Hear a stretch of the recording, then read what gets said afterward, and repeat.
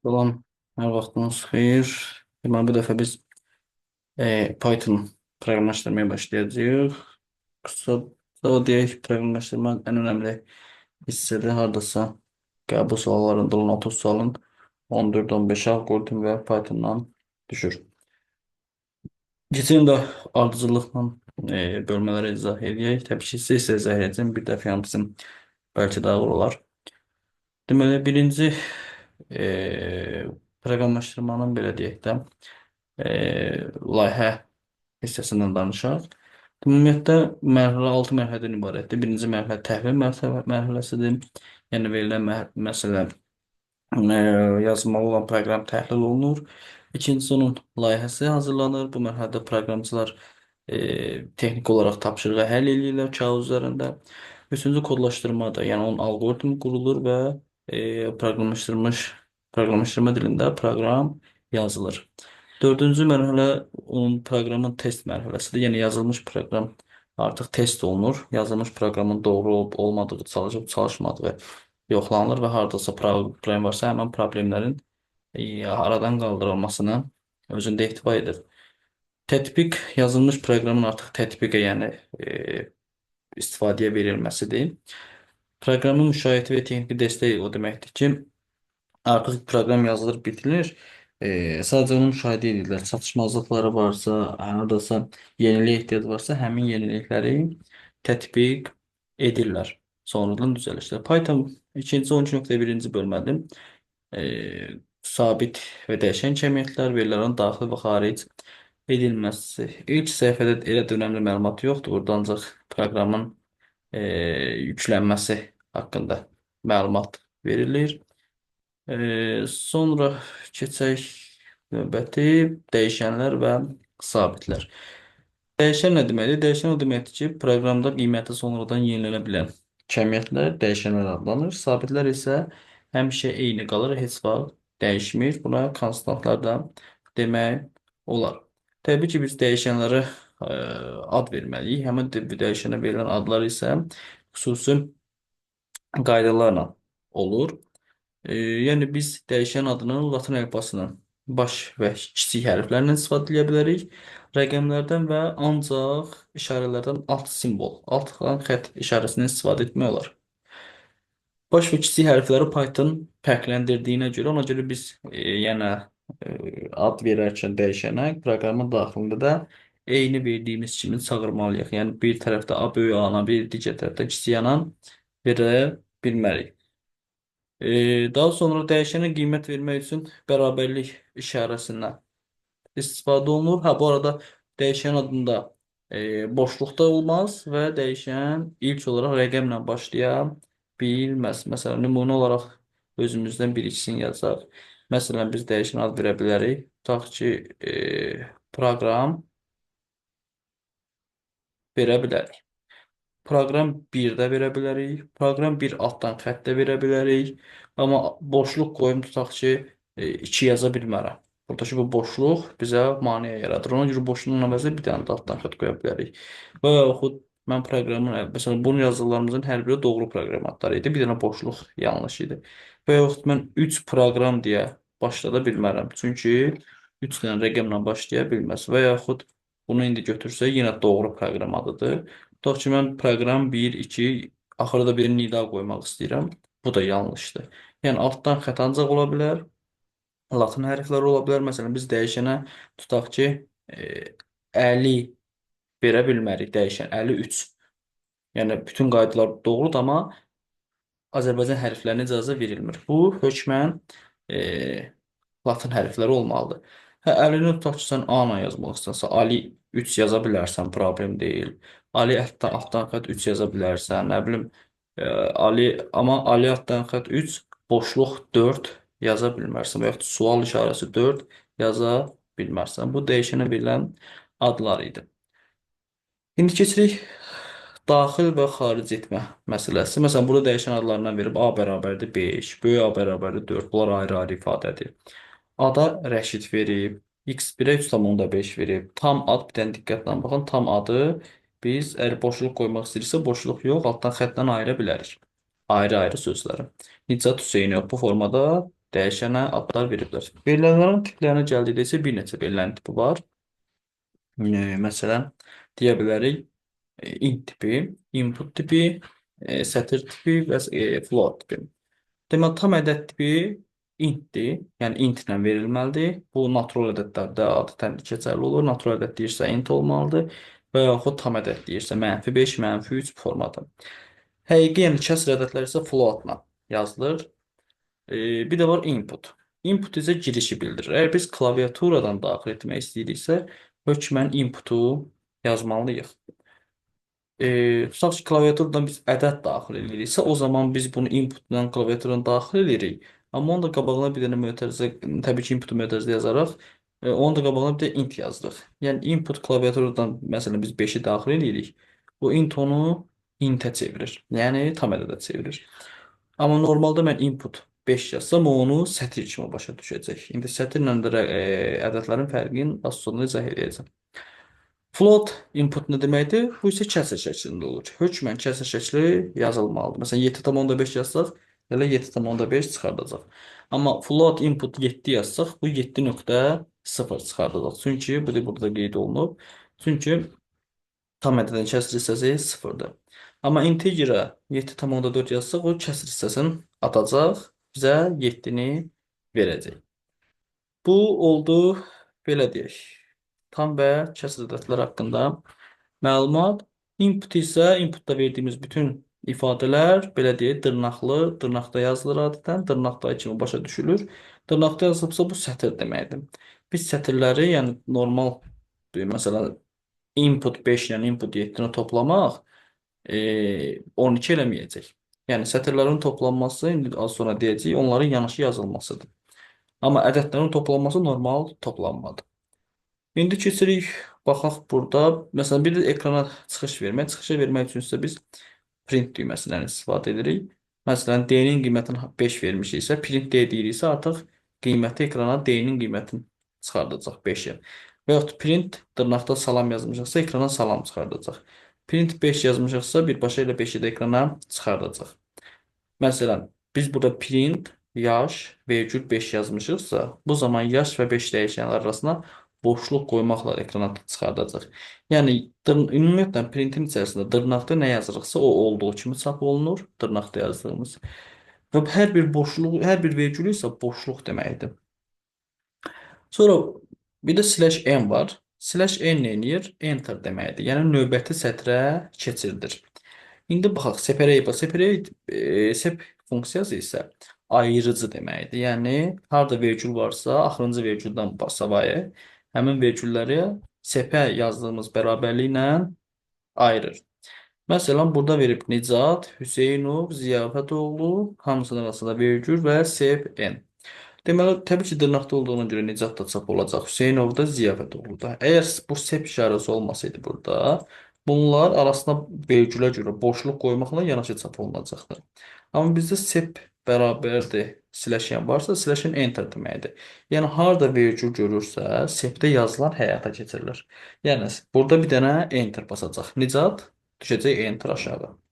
Sonra Hüseynovu çap eləyəcək. Sonra buradakı vergülə görə də Ziyafətoğlunu çap eləyəcək. Sonuncu vergüllər nəzərə alınmır. Çünki bu vergül sepin vergülüdür, belə deyək. Sonra eyni qiyməti dəfələrlə çap etmək üçün, sətirlərin toplanması onların yanaşı yazılması deməkdir. Sətrin tam ədədə vurulması isə bu da yenə onların eyni, yəni vurulan tam ədəd sayı qədər yanaşı yazılmaq deməkdir. Məsələn, print dırnaqda A vurulsun 5 o deməkdir ki, A-nı 5 dəfə yanaşı yaz. Yəni ekrana 5 dənə yanaşı A çap olunacaq. Məsələn, bu formada. Burada qeyd olunub. İndi keçək müstəqil qiymətləndirmə tapşırıqlarına baxaq. Dəyişən adı ola bilməz deyir. Hansı ola bilməz? A variantında boşluq var. Ona görə A variantı səhvdir, buradakı boşluq. Qalanlar burada problem yoxdur, problem yoxdur. Hər biri doğrudur. Altdan xəttlə də bildirilib. Dəyişəni mənimsətmək üçün bərabər işarəsindən istifadə olunur. Dəyişənlərin qiymətini daxil etmək üçün istifadə olunur inputdan. Çıxışa, çapa vermək üçün printdən istifadə olunur. Deyir, Aysun Şirəlizadə necə? ekrana çap olunacaq. Aysunç Girəlizadə hər biri çap olunacaq və vergülə görə də arasına boşluq qoyulacaq. Ona görə A variantı səhvdir. B vergülla çap olub səhvdir. C bu formada dırnaqla çap olunmur. Dırnaqlar götürülür çap olanda. Ona görə D variantı doğrudur. Giriş çıxışlar hansılardır? Baxaq input. A ilə B bura gələcək. Daha sonra çapa gedəcək. Print salam. Ona görə C bura gələcək. Print 18 də bura gəlmiş olacaq. C bərabər də float 7 isə C-ni sadəcə 7-yə bərabər edəcək. Yəni nə print yoxdur, nə də input yoxdur. Ona görə bu elə formada qalmalıdır. Amma desək ki, məsələn, hansının qiyməti nə olacaq, yəni qiyməti bəlli olacaq, o zaman Y-ni də A variantına götürərdik ki, hə, C-nin də qiyməti 7-yə bərabər olmuş olacaq. Sadəcə bizdən giriş deyirsə, biz daxil etməliyik. Burada daxil etmə kimi görünmür. Sonra baxaq şərt və dövr operatorları ədədlər üzərində əməllər. İndi buna baxaq. Deməli bizim əməllərimiz nələr var? Toplama, çıxma, vurma, bölmə. Deməli, toplama elə bizim bildiyimiz bir toplamadır, çıxma da bizim bildiyimiz, yəni riyazi əməllərdir bura qədər. Bu bir bölmənin də 3 dənə bölmə forması var. Məsələn, bir xətti, bir siləşli bölmə o deməkdir ki, A-nı B-yə bizim bildiyimiz kimi bölür. Amma tutaq ki, 2 qat bölmə həmişə tam hissəni götürür. Görə nümunələr varmı burada? Yoxdur. Bir də faiz var. Faiz isə qalığı bildirir. Məsələn, bizə versə ki, ya toplama çıxmanı artıq izah eləmirəm, bilirik. Məsələn, 15 tutaq ki, 4. Bir xəttlə. Bir xətt varsa, bu demək ki, 15-i 4-ə bölüb tam bölür. Tam yəni o bizim bildiyimiz qalığına qədər bölür. 15-i 4-ə bölsək 3 tam %75. Bunun cavabı belə olacaq. Amma bizə 15 2 dənə xəttlə 4 verirsə, bu 15-i 4-ə bölüb alınan tam hissədir. Qalığa baxmır. Yəni 4 edir və yaxud 17-ni 2-yə bölsək, 2 xəttdən. Bu eləyəcək 17-i 2-yə böləndə 8. O 8 dəfə düşür, qalığa baxmır. Amma faizlə versə, 17-ni tutaq ki, faiz 2 kimi verirsə, bu demək ki, 17-nin 2-yə bölünməsindən alınan qalığı soruşur. 17 2-yə böləndə alınan qalıq 1. Yəni ən sonda alınan qalıq. 0.5 kimi kəsr kimi düşünmürük. Və yaxud 27-ni 5-ə bölünməsindən alınan qalıq deyirsə, bunun cavabı olacaq 2. 27-ni 5-ə böləndə 5 dəfə düşür, qalıqda 2 qalır. Bölmənin 3 dənə bu forması var. Əməl işarələrində gələndə təbii ki, riyaziyyatda olduğu kimidir. Toplama, çıxma, vurma, bölmə, ardıcıllıqla, yəni birinci vurma, bölmə hansı gəlirsə olar. Sonra isə toplama, çıxma yerinə yetirilir. Bir də qüvvət var. Əgər qüvvət varsa, birinci qüvvət yerinə yetirilir. Məsələn, 2 ulduz qüvvət demək. Bu, məsələn, 2 ulduz 5, bu eləyir nə? 32. Təbii ki, mötərizələr varsa, birinci mötərizələr həll olunur, mötərizə yoxdursa ardıcıllığa önəm verilir. Məsələn, bizə verirsə ki, 2 ulduz 5 tutaq ki, böl 6. Bu deməkdir ki, mən 5-i 6-ya bölməliyəm. Xeyr, mən birinci qüvvət olduğuna görə bu 2 üstü 5-dir. Birinci bu hesablanmalıdır. Yəni 2-nin üstündə 5 bölü 6 olmalı deyil. 2-nin üstü 5, 32. 32-ni də 6-ya bölsəm neçə dəfə düşər? 5 dəfə düşər. Deməli, bunun cavabı 5 olacaq. Amma tutaq ki, belə bir ifadə olsa, 16 ulduz mötərizədə 1 böl 2. Təbii ki, bu birinci qüvvət hesablanmalıdır. Yəni, mötərizənin içərisi hesablanmalıdır. Bu eləyir 0,5. 16-nın üstü 0,5 nə deməkdir? Kök altında 0,5-dir. Kök altında 16 deməkdir. Və yaxud 16-nın 2 üstü 4 yazaram. 4-ü 0,5-ə vuraram. Eləyər 2 üstü 2. Bu da eləyər 4. Yəni, belə tipli suallarda qabağımıza çıxsa, birinci hökmən mötərizə, sonra qüvvət, daha sonra vurma, bölmə və digər əməliyyatlar yerinə yetirilir. Müqayisə əməliyyatlarına baxsaq, böyük 2 bərabərlik, böyük bərabər, kiçik bərabər, və yaxud fərqlidir ifadələri.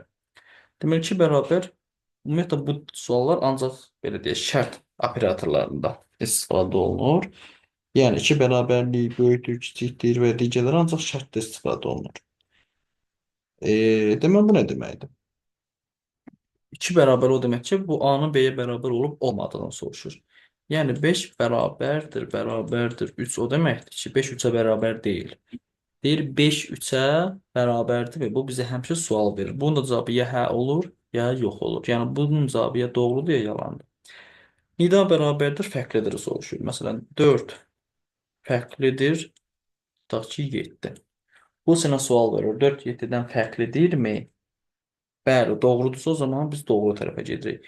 Yanlışdırsa yanlış ifadəni ifadə edirik. Böyükdür bu artıq bildiyimizdir. A B-dən böyükdürmü? A B-dən kiçikdirmi? Böyük bərabərdirmi yoxsa kiçik bərabərdirmi? Sonra modul işarəsi ABS-dən absolut sözündəndir. Onu bildirir. Modullar və yəni sizə verilən tam ədədin modulunu qaytarır və yaxud kəsr ədədin modulunu qaytarır. Yəni həmişə müsbətə çevrilir. İndi keçirik Python dilində budaqlanmanı ifadə etmək üçün, budaqlanan alqoritmi ifadə etmək üçün if, yəni əgər operatorundan istifadə olunur. If-i də həmişə və adətən belə deyə, həmişə olmasa da adətən if else strukturundan istifadə olunur. Deməli necə olur? If-də biz şərtimizi yazırıq. Else şərt heç vaxt yazılmır. Əgər if doğrudursa, o zaman if-in içərisi ödənilir. Else-a baxılmır. Yox əgər if yanlışdırsa, yəni bu tərəf minusdursa, o zaman bu birinci fraqmentə yox düşür, else-a baxılır. Yəni hər bir else özündən əvvəlki if-dən asılıdır. Məsələn 10 dənə if gəlib axırda else gəlirsə, o else 10-cu if-in else-dir, eyni sütun üzrədirsə. İndi baxaq, məsələn bu o demək ki, deyir A B-dən böyükdürmü? Əgər məsələn mən A-ya 9, B-yə 3 versəm, gəlir 9 3-dən böyükdür? Bəli. If həmişə doğru olanda da içəriyə daxil olur. Yəni ya cavabı doğru deyirəmsə, o zaman bura baxıram. Deyir hə, o zaman A B 9 3-dən böyükdür. Yəni A 3-dən, A B-dən böyükdür. Yox, əgər mən 9-dan 13 daxilləsəm, 9 13-dən böyükdür, xeyr. Xeyr olduğuna görə bura baxmır, düşür bura. Yəni else düşür. A B-dən böyük deyil. Həqiqətən də 9 13-dən böyük deyil. Bu if else o vaxt istifadə olunur ki, ancaq bizə verilən şərtin ikili variantı olsun. Ya hə, ya yox. Yəni başqa üçüncü bir şərti olmasın, üçüncü bir halı olmasın. Bəs əgər üçlü hal olarsa nə olacaq? O zaman biz if, elif, else istifadəsindən istifadə edəcəyik, yəni strukturundan. Bunun da strukturu nə deməkdir? Burada da hər bir else özündən əvvəlki eliflərdən və axırda da if-dən asılıdır. Bu strukturda qarşısına çıxan ilk doğruda dayanır. Yəni nə vaxt ki bizə 10 dənə işte şərtli struktur versə, məsələn, ikinci doğrudur, qalanları 2-dən sonra hamısı doğrudur. Yəni 2-də artıq proqram dayanacaq. Bir-bir alt-alta hamısının işləmi. Necə ki if doğru olanda else baxmır və yaxud if səhv olanda else baxır. Burada da if doğrudursa ondan altdakilərin heç birinə baxmır. If səhvdirsə bir-bir növbəli şəkildə düşür aşağıya. Məsələn, ədədin müsbət olub olmamasını soruşur. Ədəd daxil edirəm, məsələn 10. 10 böyüdür 0-dan. Bəli. O zaman çap edir ədəd, A ədədi müsbətlər. Bunların heç birinə baxılmır. Yox, mən ədədi mənfi ədəd daxilləsəm, məsələn, mənfi 2. Mənfi 2 daxilsəm, mənfi 2 böyüdür 0-dan. Yox. Ona görə printə baxmır, düşür bura. Mənfi 2 kiçikdir 0-dan. Bəli. Ona görə A ədədi mənfidir. Daha burada else baxmır. Tutaq ki, mən daxilləsəm 0-ı, gələcək 0 böyüdür 0-dan, xeyr, bura baxmır. 0 kiçikdir 0-dan, xeyr, bura baxmır. O zaman düşür else. O zaman deyir ki, A ədədi 0-dır. Bu formada cavab olunur. Pythonda ardıcıllıq önəmlidir, yəni struktur çox önəmlidir. Ona görə də bizim sətrin başlanğıcı olan girintilərə hökmən diqqət edilməlidir. Yəni sağ tərəfə olan məsafələr girinti deyilir də, yəni sol tərəfdən qalan məsafələr, soldan sağa ayrılan hissələr. Bir də bəzi məsələlər var ki, eyni zamanda bu şərtlərdən istifadə olunur. Həmin o şərtlər and və or məsələsidir. And o deməkdir ki, and şərti bizə daxil olan şərtlərin hamısı hökmən doğru olmalıdır. Yəni bizə 5 dənə şərt veribsə, eyni şərtin daxilində, eyni ifin içərisində, deməli 5-i də doğru olmalıdır. Və yaxud ikisi də doğru olmalı. O da deməkdir ki, bir dənəsi doğru olsa kifayətdir. Yəni hamısı yanlış olmasın. 10 dənə şərtin bir dənəsi doğru olsa, deməli həmin ifadənin özü doğrudur. Or və yaxud deməkdir. And isə və deməkdir. Məsələn, bizə deyir ki, 2 dənə ədəd daxil olur. A ədədinin B ədədinin böyük və müsbət. Deməli, həmin A ədədi həm B-dən böyük olmalıdır, həm də A-dan. Sıfırdan. O zaman biz bu şərti belə deyək də, A böyükdür 0 və A böyükdür B-dən. Yəni, ola bilməz ki, A müsbət olsun, A B-dən kiçik olsun. Və yaxud A B-dən böyük olub, A 0-dan kiçik olsun. Bu mümkün deyil. Bu şərt ancaq o vaxt doğru olur ki, A həm B-dən də böyük olsun, 0-dan da. Və yaxud məktəbdə yalnız buraxılış sinifləri 9 və 11-ci siniflərin iştirak edəcək tədbir. Burada fərqi yoxdur. Ya 9 olsun, ya və yaxud da 11 olsun və artıq və ya burada vəzisi çaşdırmasın. Və yaxud dediyimə görə burada ola bilər ki, ya 9, sinif nömrəsi 9-a bərabər olsun, ya da nömrəsi 11. Təbii ki, bir adamın sinif nömrəsi eyni anda 9-a və 11-ə bərabər ola bilməz. Yəni eyni anda təbii ki, 1-dən 11-ə qədər ola bilər. Əgər sinifin nömrəsi 9-dursa və yaxud 11-dirsə, deməli o buraxılış sinifidir. O zaman ikisindən biri doğrudursa, bu şərt ödənilir. Və yaxud həftənin günləri üçün. Elif, Elsa baxaq, nümunəsinə baxaq, burada veriblər. Tutaq ki, biz daxil eləmişik eni 3. M3 1-ə bərabərdirmi? Xeyr. Baxın, if ancaq doğru olanı ödəyir. Burada səhv olduğuna görə düşəcək özündən sonrakına. Gəlir 3 2-yə bərabərdirmi? Xeyr. Bu da səhv olduğuna görə düşəcək 3-cüyə. 3 3-ə bərabərdirmi? Bəli. Çərşənbə. Demək, bugün çərşənbə günüdür. Və bundan sonra heç birinə baxmağa gərək, hamısı buradakıların hər biri doğru olsa belə, heç birinə baxılmır. Çünki dedik ki, if, elif, else eyni sütunda qarşısına çıxan ilk doğrunu götürür. Orada dayanır. Doğrunu tapan kimi dayanır. Bu da nümunə. Bəzən məsələni həll edərkən hər hansı bir addım təkrarlanır. Yəni bir neçə, yəni bir addımın dəfələrlə bir məsələ daxilində təkrarlanması dövrdür. Və biz bunu təbii ki, tək-tək də yaza bilərik, amma böyük proqramlarda bu tək-tək yazanda həm böyük proqram alınır, yer tutur, həm də vaxt işlədir. Onun üçün dövr operatorlarından istifadə olunacaq. İndi baxaq. Dövr operator, məsələn, 1-dən 10-a qədər ədədlərin kvadratları cəmini tapmaq. Mən hər dəfə 1-dən 10-a qədər ədədini necəm? Bir vayda artıracam, kvadrata yüksəldib toplayacam. 1-dən 10, bir vayda artıb kvadrata yüksəldib toplayacam. Hər dəfə bu əməliyyatı yerinə yetirmək dövrdür artıq. Eyni işi təkrarlayıram. Ona görə bizə dövr operatoru lazım. Dövr operatorlarda iki cür olur. Biri for dövr operatoru var. Bu sayğaclıdır. Bir də var while dövr operatoru. Bu isə şərtlidir. Təbii ki, hər ikisində şərt olmalıdır. Yəni müəyyən bir məsafə olmalıdır. Amma dövr operatoru nə edir? Yəni for dövr operatoru. Forda biz gedəcəyimiz belə deyək, addımın sayını öncədən bilirik. Yəni neçə addım gedəcək. Amma while operatorunda biz onu bilməyə də bilərik. Ona görə bunların hərəsinin özünün öz işlənmə yeri. Məsələn, 1-dən 10-a qədər ədədlərin cəminin tapılması bu for dövrüdür. Təbii ki, bunu while ilə də yaza bilərik. Amma ən çox bunu for-la yazırlar. Niyə? Çünki biz artıq dövrün 10 dəfə gedəcəyini bilirik. Amma məsələn bizə deyir ki, klaviaturdan daxil edilən ədədlərdən mənfi ədəd daxil edilənə qədər rəqəmləri cəmlə. Biz artıq burada bilmirik axı bu neçədən ədəd daxil olacaq, nə vaxt mənfi olacaq. Bəlkə birincidə mənfi oldu, bəlkə 100-cüdə mənfi oldu. Bu sayı dəqiq bilmiriksə, bu artıq olur while. Çünki biz orada şərt veririk ki, şərtlidir bu. Ədəd sıfırdan böyükdürsə.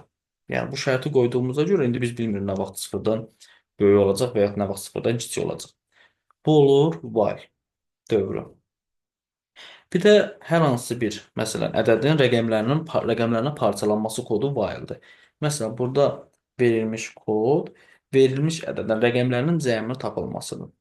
Məsələn, biz buradan S sıfır çətiri çıxartsaq, yəni bizə while əgər n. Bu həmin ədədi rəqəmlərinə parçalayır. Məsələn, 175 yazsam 1, 7, 5 kimi. 5, 7, 1 kimi ekrana çıxardaq, printer tutaq ki, error versə, yəni qalığı çıxartsın. Hə, bu nə deməkdir? Hər hansı bir ədədi birinci nə edir? Yoxlayır sıfırdan böyüdümü? Bəli, sıfırdan böyüdü. Keçir həmin ədədi ona bölür, qalığını götürür. Yəni sonuncu, məsələn 175 daxilləmişdimsə, 175-i ona bölməsi alınan qalıq 5. Sonra 5-i toplayır. S olur 5. Sonra 175-i ona böləndə tam hissə nə qədər düşür? 17. 17 böyüdü sıfırdan, hə. Sonra 17-ni ona böləndə alınan qalıq 7. Sonra 7-ni 5 ilə toplayır. Bu dəfə S-in qiyməti olur 12. Sonra 17-ni ona bölür, tam hissə alınır 1. 1 böyüdür sıfırdan, bəli. 1-i ona bölür, alınan qalır 1. Baxın, burada nə elədi? 5, 7, 1 kimi rəqəmlərinə parçaladı. Sonra 1-i 12 ilə toplayır, olur 13. Sonra 1-i ona böləndə tam hissə, təbii ki, 1-in içərisində 10, 0 dəfədir. 0 sıfırdan böyükdürmü? Yox. Ona görə gəlir sonunda 13-ü çap edir. Baxın, burada biz əvvəlcədən dövrün neçə dəfə gedəcəyini bilmirdik. Amma bizə desəydik ki, məsələn 5 dövr, 6 dövr, bunu artıq formaya yaza bilərik. 12.2-yə keçsək, müstəqil qiymətləndirmə tapşırıqlarına. A20-dir, B13-dür. İndi deyir, 20 mənfi 20 AB-dən böyük bərabərdirmi? 20 13-dən böyük bərabərdirmi? Bəli, doğrudur. Ona görə else baxmıram hələ. Hələ baxmıram. İndi keçir.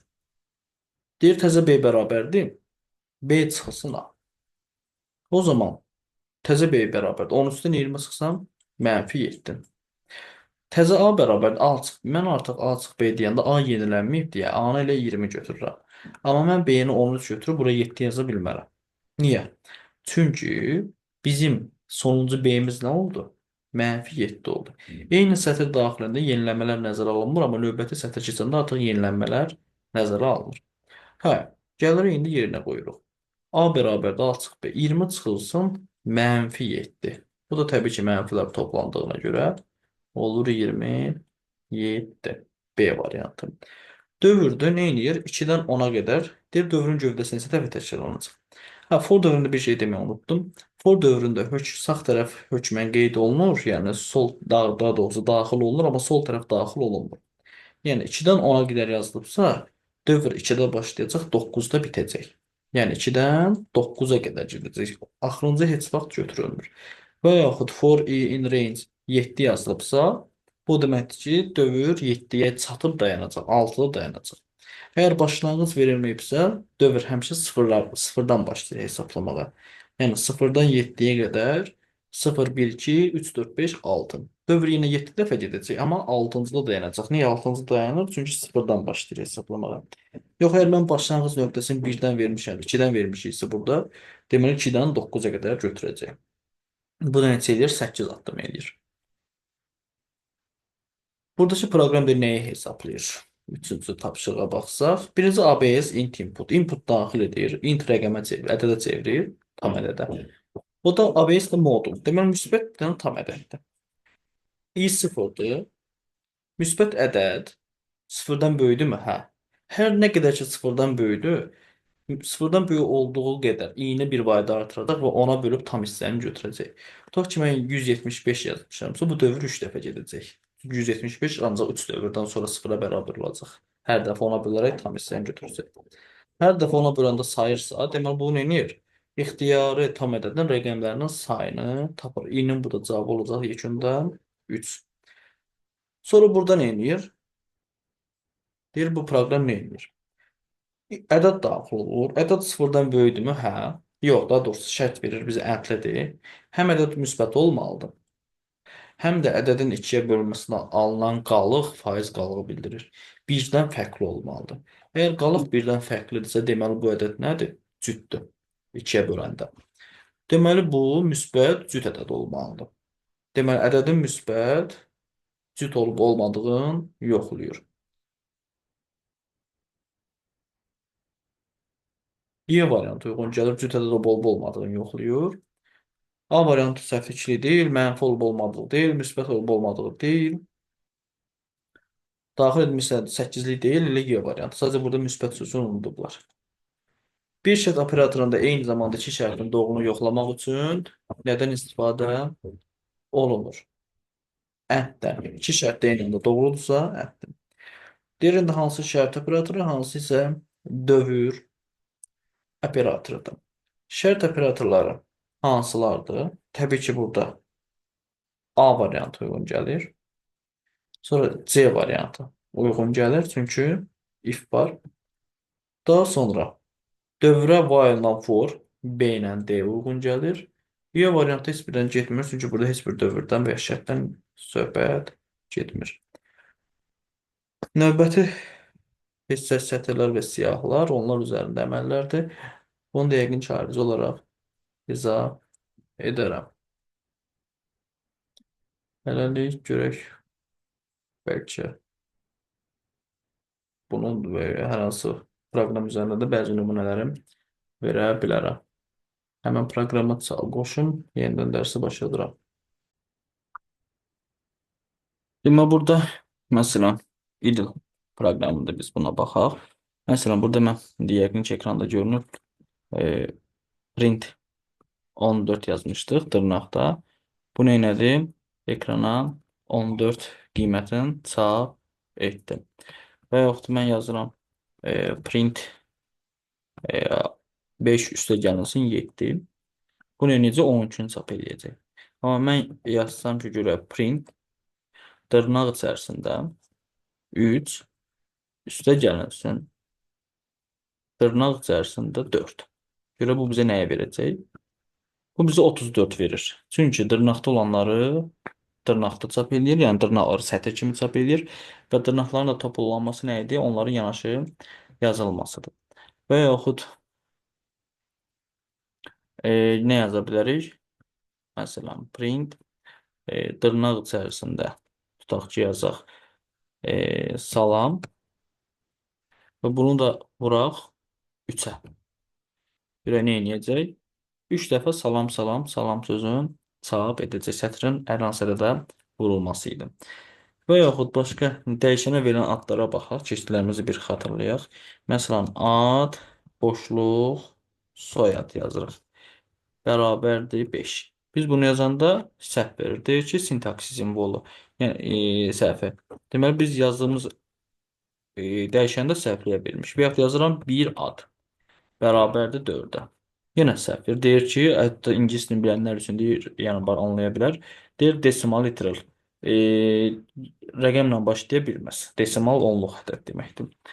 Məsələn, mən yazsam ki, A1D, 1 olmasın, L-ya oxşayır, 3D bərabərdir 12.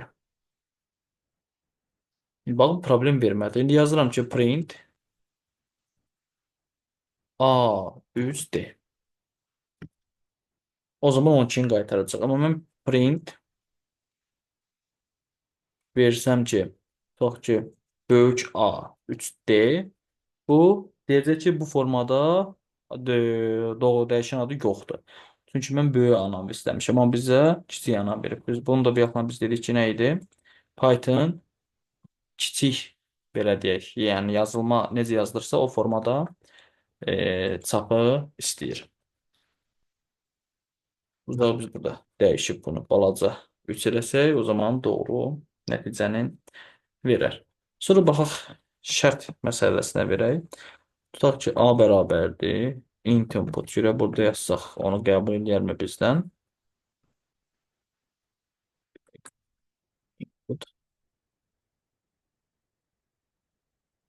Məsələn, bizdən baxın gözləyir, ədəd daxil etməyimizi istəyir. Biz yazırıq 12, gözləyir, indi deyil növbəti hissəyə keç. Məsələn, görək, tutaq ki, yazaq print A versək, ekrana 12-ni qaytaracaq. Niyə? Çünki məndən A bərabərdir int input yazmışdım deyə. Məndən ədəd istədi. Mən ədədə daxil elədim 12. Sonra print A, A-nı çap eləyəndə artıq 12 kimi qaytardı. Tutaq ki, indi keçirik. Məsələn, bir dənə də int inputla verək və lap floatla verək. B bərabərdir. Bir dəqiqə. B bərabərdir. Float input. Məsələn, deyir ədəd daxil elə. Məsələn, yazıram 3,4. Artıq B-yə 3,4-ü mənimsədim. Götürdüm. İndi mən şərt verirəm. Deyirəm, əgər A B-dən böyükdürsə və hökmən də ifin sonunda mötərizə qoşu nöqtələri qoyulmalıdır. Forun da sonunda, while-ın da sonunda şərtdən sonra və ifin də sonunda şərtdən sonra bu qoşu nöqtələri qoyulmalıdır. Və while for if-dən sonra növbəti sətirdə hökmən 4 boşluq içəridə 4 dənə girintdən sonra əməllər yazılmalıdır. Deyirəm, əgər belədirsə, print A ilə B-nin cəmini qaytarsın. A üstə gəlinsin B. Hətta bunu biraz qəlizləşdirək, belə yazaq. Dırnaq içərisində A plus B bərabərdir. Dırnağı bağlayaq, vergül qoyaq. Bir bu bizə nəyə çap edəcək? A plus B bərabərdir 15,4. Hə, deyəcəksiniz ki, burada A plus B hardan gəlir? Biz demişdik axı, dırnağın içərisinə yazsaq, onu olduğu kimi çap eləyir. Bunu olduğu kimi çap elədi. Sonra vergülə görə bir dənə boşluq qoydu. Sonra da A ilə B-ni normal olaraq topladı. 15,4. Tutaq ki, mən bunu bir dənə else-ni də yazsaydım. İndi oradan yaza bilmirik. Gərək biz bunu kopyalayaq. Aşağıdan təkrar yazaq. Tutaq ki, mən deyirəm ki, indi bura hissəni silirəm. Deyirəm, A ilə B-ni bir-birinə vursun. Vurmanı da vurma ilə qoyuram. Bir də else şərtini verək. Else qoşan nöqtə. Else-in də şərti olmalıdır. Tutaq ki, olsun print A çıx B. Deyir, əgər A B-dən böyükdürsə, onları bir-birinə vur. Əks halda çıx. Qalla. Hə. İndi davam etsək, printə vursaq, ekrana nə çıxardacaq? Burada indi qeyd olunub 20,8, 40,8. Bu deməkdir ki, neynədir? A-nı B-dən yoxladı. A B-dən böyük olduğuna görə A-nı B-yə vurdu. Artıq else düşmədi. İndi keçək başqa bir proqramlara baxaq görək. Məsələn,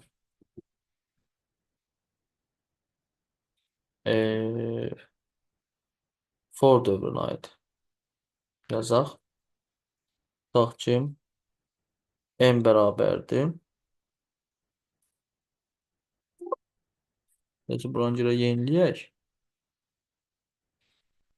ekrana.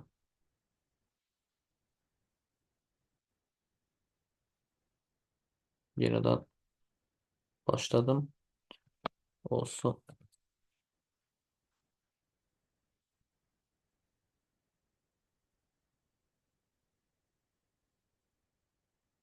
Hı -hı.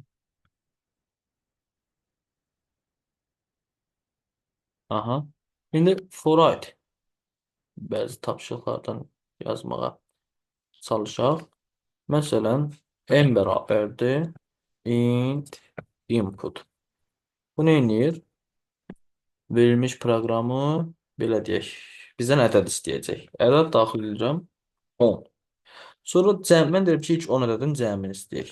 İlk 10 ədədin. S bərabərdir, o zaman 0 yazacaq. Çünki cəmləməkdirsə 0-a bərabər olmalıdır. Hasildə isə başlanğıc olaraq 1-ə bərabər olmalıdır. İndi deyirəm for i in range. Aralıq deməkdir bu.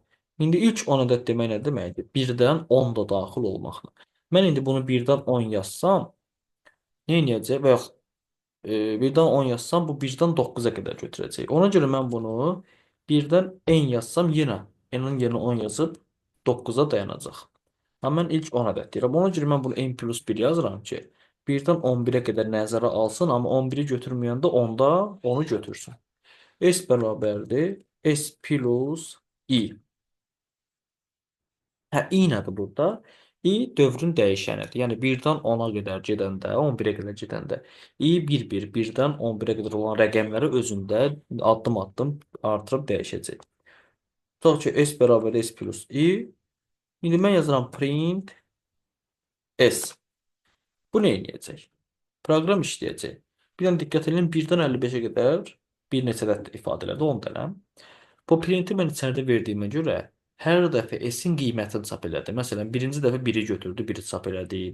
Sonra 2-ni götürdü, 3-ü çap, 3-ü, yəni 1-in üstündəki hər dövrün nəticəsini ardı-ardıqda çap elədi. Amma mən eyni proqramı yazsam, amma printi çöldə versəm. Printi çöldə versəm nə olacaq? Ən son cavabı mənə qaytaracaq. Yəni buradan da bir dəqiqə hardasa yanlışlıq var görək. Burada boşluqdur bəlkə də.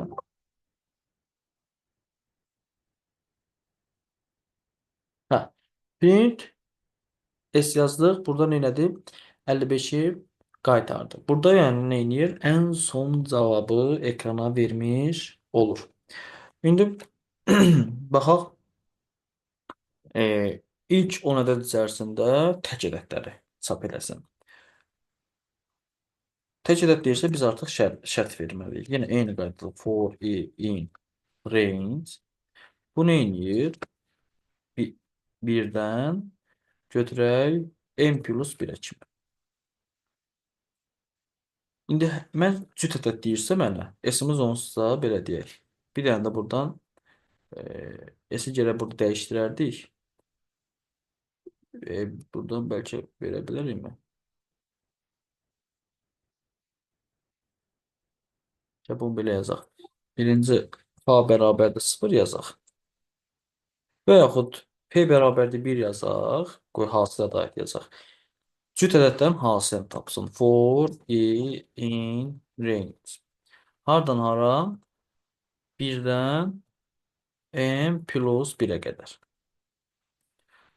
İndi mən ədədin cüt olub olmadığını yoxlamaq üçün if-dən istifadə edirəm. Əgər bizim ədədimiz cüt olması üçün nə olmalıdır? 2-yə bölünməsindən alınan qalıq 0 olmalıdır. Yəni istənilən cüt ədəd 2-yə böləndə qalıq 0 eləyir. İndi mən if olduğuna görə nə edirəm? 2 bərabər qoyuram. Çünki bu mənə sual verir. Və sonda da hökmən qoşan ötdən qoymalıyam. Əgər cütdürsə p bərabər olsun. P vur i. Yəni cütdürsə vur. Əks halda təkdirsə neynəsin? Təkdirsə, gələ bunu buradan görək nəsə yaza bilir. Bir dənə də d bərabərdir 0 yazaq. Təkdirsə, onların cəmin versin. D bərabərdir 0 yazıq. D bərabərdir. Burada məsələn boşluq məsələsini səhv verdi. Eybi yoxdur, bu proqramı yazmağa çalışaq. Hə, davam edək buradan. Hara getdim?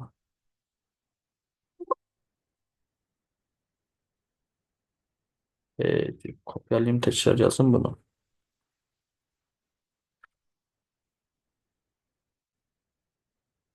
Bu formada. Buradan yazaq. Bax ki, nə eləsin?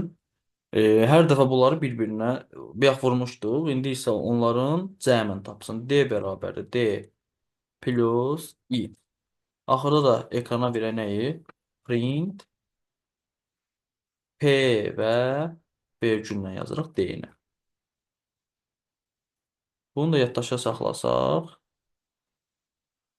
Bəli, yaddaşda saxla. Adını da qoyaq, hər hansı bir ifadə qoyaq. Getsin. Hə, ekrana nəyi çıxardacaq? Bizə burada n səhvi verdi. Çünki deyir ki, n-i daxil etməmişsiniz. Onca gəl bunu sıfırdan yazaq. Çünki mən bura n-i orada yazmamışam. O tərəfdə qiymini vermişdim, burada verməmişdim. Ona görə də n bərabərdir int input. Bu formada yazaq ki, n-i bizdən istəsin. Sonra da nə edəyik? D bərabərdir D plus i.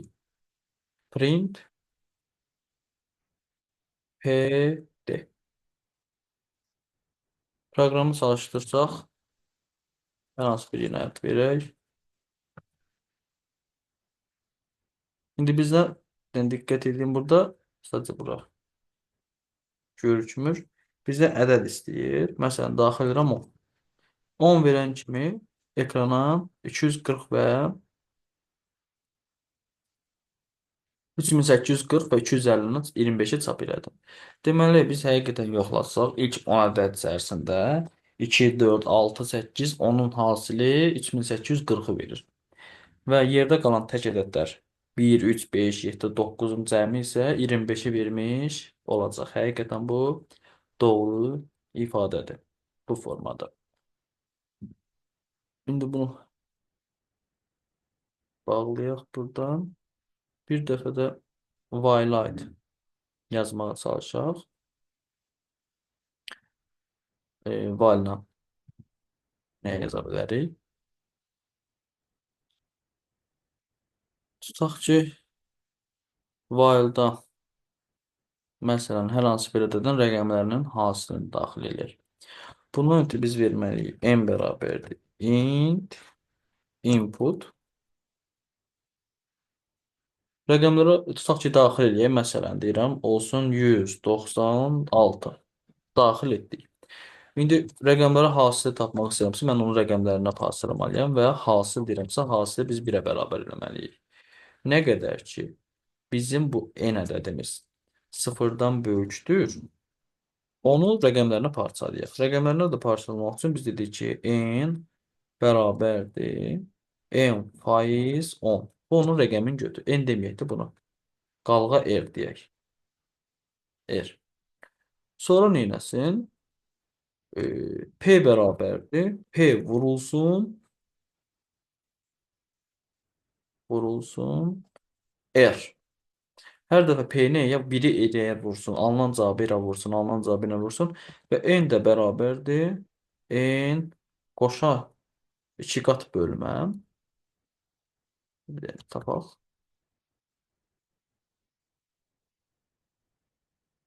On. 10-a bölsün. Bax, burada da print neynəsin? P.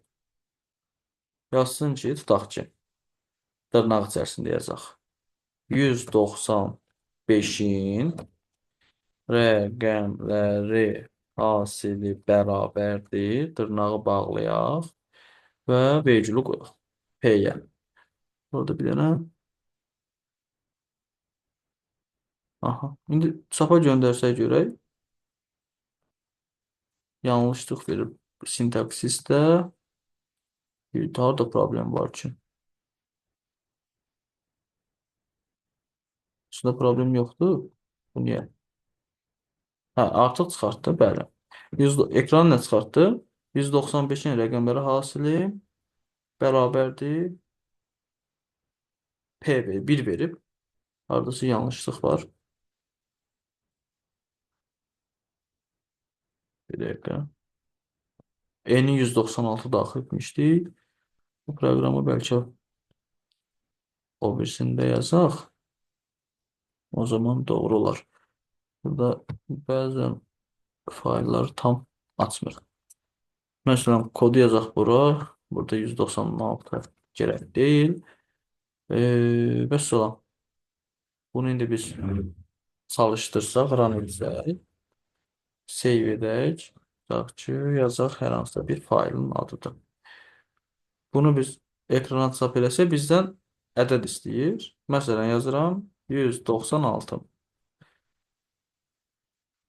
195-in, indi mən orada yanlış eləmişim, 196 daxil elədim, 195 yazıb. 196-nın rəqəmləri hasili ki, bunu da onda 6 eləyək, doğru olsun. 196-nın rəqəmləri hasili 196. Neçəymiş? 54 imiş. Bəli, bu doğrudur. Həqiqətən 196 rəqəmləri hasılı dırnaqda verdiyimizə görə olduğu kimi çap elədi. 54-ü isə hesablayaraq 1 vur 9 vur 6 çap elədi. Bu, belə deyək, Python-un müəyyən bir hissəsinə aid nümunələr idi. Ardında keçmək ümidi ilə hələlik sağ olun.